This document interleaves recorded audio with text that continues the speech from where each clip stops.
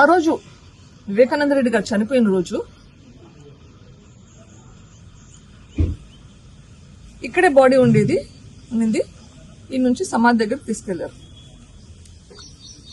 నేను ఊర్లో కొంచెం తిప్పి సమాధి దగ్గర తీసుకెళ్తారు అన్నది ఎక్స్పెక్ట్ చేశాను, అదే అడిగాను.